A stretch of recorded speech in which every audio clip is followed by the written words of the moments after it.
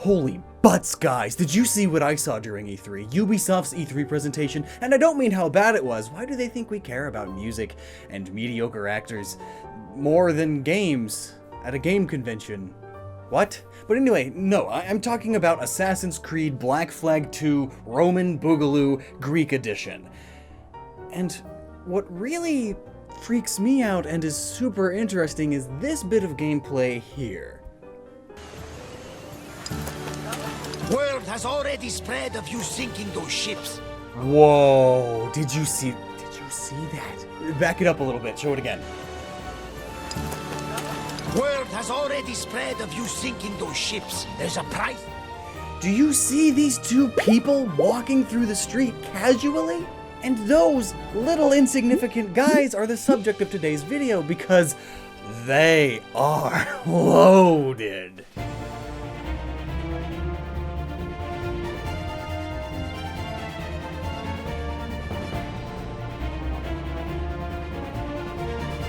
Now, not much is known about Assassin's Creed Odyssey other than what they've released, which is kind of a cop-out because I don't really care about Assassin's Creed. But suddenly, it's really interesting to me. I love to talk about useless stuff after all. Now, we see that these people are just strolling along in the city, but my question is how? And what?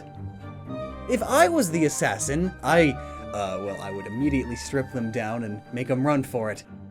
If this game were made by Bethesda, you could just pickpocket the clothes off of them and then have enough money to just buy everything. I mean, those robes must be worth thousands, maybe even more. And in today's market, they would be nearly priceless. These guys may be the richest video game characters in the history of gaming. Well, no, Scrooge McDuck and DuckTales games, and Luigi. No, but the richest NPC? Probably. How do we know this? We'll get to that. Now, being in control of an assassin, imagine how much money you can make from just killing one dude. I mean, you have to kill him without stabbing him as to not get blood all over the place, but, I mean, a little bit of work to make almost a fortune, and hey, that'd make even Hades blush, and he owns everything under the ground. In other words, all of the gems inside of the earth. Sorry for having to explain that joke. I'm not sure how well versed everyone here is in Greek mythology. So, I still haven't explained myself, so you may be thinking, what are you talking about, Loxton? Well, I'm talking about those dope robes! Look at that wonderful purple hue! It's purple! It's purple! Do you realize how much money these guys must have back at home? Thank God I was born today, because purple is my color, and there is no way I'm royalty or even vaguely related to him. I mean, look at me. The reason these robes are so expensive and priceless is all because of one little thing. One tiny, itty-bitty small thing. This snail. You see, this guy is cute, and by that I mean not so much, but, well, it's almost extinct. And do you want to know why? It's because of this one tiny little, kind of insignificant group in history, the Greeks. That's right, just one populace. Well, them and the Romans, but come on, they're basically the same things these days. Oh, and just kidding, the Greeks were not small, they were insane. Very powerful, very great, the best in the world at the time, nice people, the Greeks. I have friends in Greece. And it's all thanks to the Murex brandaris. I might be mispronouncing that. It is the best producer of purple dye goo juice. Actually, no. These snails don't even produce this dye naturally. They're garbage in their natural state. But that is right. You can just go and squeeze this mollusk and get a pretty shirt after you put it through a huge process. First, you have to boil it for a couple of days and then let it decompose out in the sun, and then squeeze the juice out of its decomposed body, and then let it sit out in the air some more to change from a gross mucus yellow to a dark purple goo. Now, these snails don't make much goo. In fact, it could take up to 10,000 snails, according to some ancient writers, just to make a single gram of dye. That's about enough to dye one hem. I don't know how long a hem is, but that's what our sources kept telling us. And you know the Greeks just didn't make a few of these, they mass-produced this stuff. Well, I say the Greeks loosely. Really, they were just buying it a lot, and then eventually they started making it, but it was all the Phoenicians doing this at first. The Snail Killers. Anyway, eventually, major cities that created this dye had production plants over 14 kilometers away. Do you want to know why they were so far away? The smell. Remember, they had to sit in the sun and decompose and then squished, and this is a sea creature we're talking about. And even more so, Sidon, the biggest producer of the dye, for your information, had a mountain of shells that towered 40 meters high. That's a lot of damage to the ecosystem. Again, 10,000 snails to make 1 gram of dye, and that gram of dye, oh boy. Oh boy. Do you realize how many grams of dye it takes to dye a whole toga? A lot. That's all I'm gonna say. Some historians theorize, and hey, we all theorize here, so we're all welcome. Some think that it could have taken upwards of 50,000 snails to create 1 quality pound of dyed wool. If it takes 50,000 snails to make 1 pound, and the average to above average sized robe toga thing is about 2.5 pounds, give or take, a bit depending on wool densities and what type of cloth it actually is. Seriously, the things you can Google these days. That would be almost 125,000 snails per outfit. And to think they banned chinchilla fur coats because it took 40 of them. So we're talking millions, maybe even over 1 billion snails that were boiled, beaten, and then left to decompose in the hot Mediterranean sun.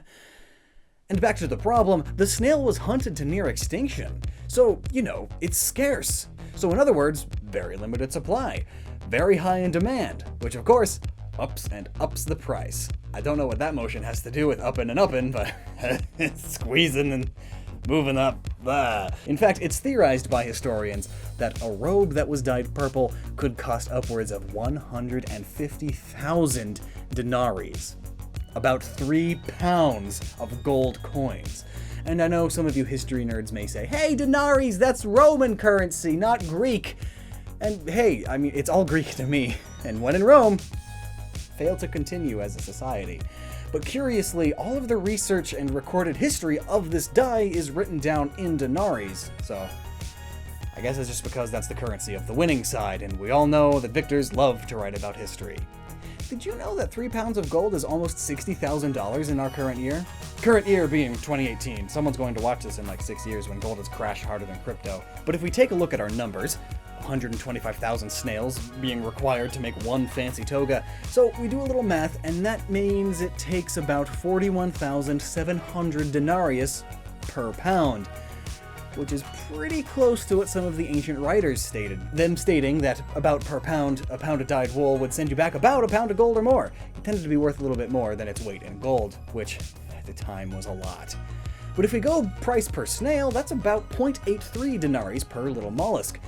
Now, back then, a single denarius would be roughly, and we're talking rough, a single day's wage, or around $50 by today's standards on the low end. It's an easy number to do math with anyway. So a snail is worth what, 42 bucks per snail? Not bad. Or about $5,250,000 for the toga by today's standards. So clearly, purple was reserved for the richest of the rich, the nobles, the emperors, the kings. That's also why no country has purple on their flag until recently, as obviously we have synthetic dye now. I'm wearing purple. I'm not rich, I'm a YouTuber. At least not one that makes reaction videos to E3 press conferences. I could do that, but you know, stepping down to a whole new low. I've already gone low enough. And what's crazy to think is that this one guy isn't the only dude with purely purple robes. Is this the golden era of Greece? Is this when Athens was at its peak economic prowess? I mean, it's possible, but even then I highly doubt that the common folk would have access to these robes. Or that nobles, assuming these are nobles then, would just be in the streets down here with the commoners. And if we take a look at the collector's edition, the Pantheon edition, you know, the biggest, baddest edition they got with the Nito statue, lo and behold, what do we have here? Purple on the soldier, the nobody. Even the statue description states that he's just some enemy. I mean, what is this? The richest civilization ever? Oh wait, the Romans were, at least at the time. Even if you adjusted for the time, I still think they would be. They controlled 30% of the world's economic output in their weird leather sandals. That means 30% of the world's goods, money, merchants, production, all of its economics. If that's not rich, I'm not sure what is. No, I do. America during World War II. That's who, but I'll let you research that one yourself. Or we can just wait for Assassin's Creed World War II to inevitably happen because they run out of time periods. And no, I'm not saying Assassin's Creed Odyssey is bad because some regular guys have purple on them and that's historically inaccurate. It's bad because it's a sad excuse for a game. I kid. Time and a place. Time and a place. I don't like it, but I understand its appeal. It's just not my cup of tea. What did they drink back then? Snails. It's not my cup of snails. As long as they aren't claiming it's historically accurate, no issue. And considering that they're starting to add fantasy, mythical creature stuff in there, it's a more fantasy setting for a Creed game after all. So who's to say there isn't some mythical snail that just pees purple or something? I don't know. But now you know a bunch of stuff. You accidentally learned something today, and you can continue to do so by subscribing! We mainly cover Nintendo on this channel, a lot of Pokemon, but we sometimes branch out into neato stuff like this. And if neato stuff like this is your jam, we're working on starting a new channel that's all about this kind of thing. It's everything you love about Gnoggin, minus the video games. As of now, there's nothing on that channel, but really there will be soon, I promise you. Link below. Thanks so much for watching, and until next time, never stop using your noggin.